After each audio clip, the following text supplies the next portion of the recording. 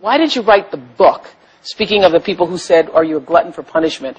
Writing the book puts you right back out there in the face of everybody again. Why did you want to do that? Well, that's a good point. And that's what some of the criticism already has been is don't you want to protect your family? Don't you want to kind of sit down and shut up after all that? No, I don't. I have a message, and the message, I think, is written well and articulately in the book about where I think America could go and should go, and about the unity in America that we need in order to progress.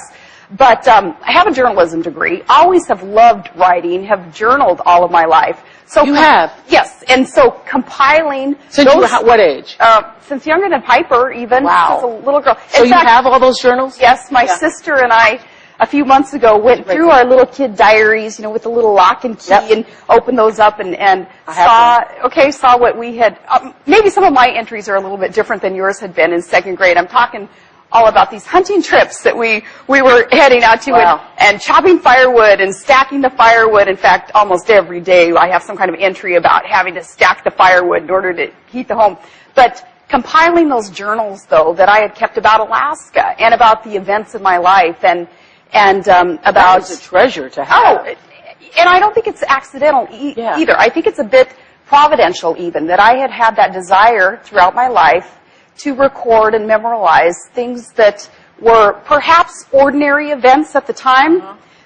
But my life, it seems at this point, has been such a compilation of many ordinary events to make some extraordinary opportunities. So when you started to write this book, because I was wondering how could you remember in such detail, specific events, but that understood. Yeah, I have detailed prayers that I had prayed over the years, different episodes in my life. And so logistically speaking, practically speaking, it wasn't a real difficult exercise to write the book.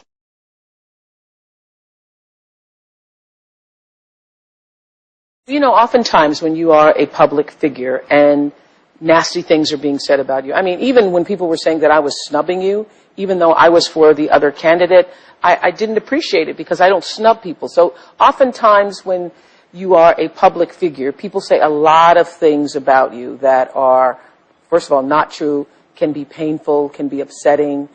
What was the worst for you? I think the worst episode in the campaign was my personal emails being hacked and then broadcast around the world, and all of our contact information. Everybody had to change their email accounts, and it was such an invasion of privacy to have my personal messages to and from friends, and Todd and my son. He was on his way to Iraq, and I was, believe it or not, praying for him over the internet. Track and I were going back and forth, me asking God's hand of protection over him as he were to leave. All those things being broadcast, knowing that they were in somebody's inbox somewhere, was quite disturbing. But as for the political pot shots that I've taken, and there's been so many lies, so many innuendos and rumors about my family, my record, many things that we could have cleared up, the campaign could have cleared up. Remember, there was the rumor that as mayor I banned books. Yes. And I heard that one. I know. And I'm telling the campaign, I said, well, that's such an easy one. Do you not think my city, Wasilla, would have heard about this if I were the mayor and I banned books? Well, come to find out, it was a blogger from Wasilla who was making it up. And then national, I'm not going to call it mainstream anymore, fringe media picked it up and reported it as fact. And I said, that can so easily be cleared up. Go back to my record and see that, of course, it's as easy as clearing it up this way. Look at that list of books I supposedly banned. Harry Potter, it wasn't even written when I was the mayor. So things that could have so easily been cleared up.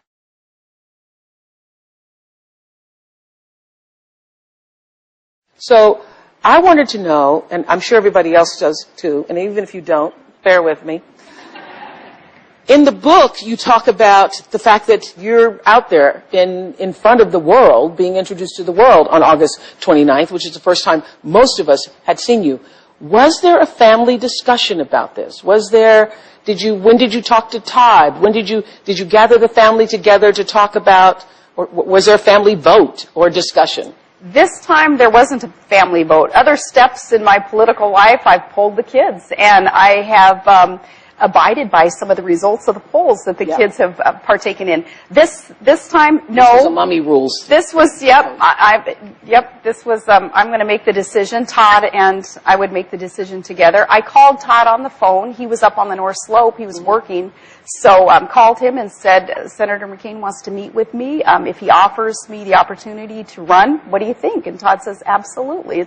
Todd is a big believer in opportunity, meeting a time of preparation, and that results in progress and success. And he said, yep, he would be there for me, with me, and he has been.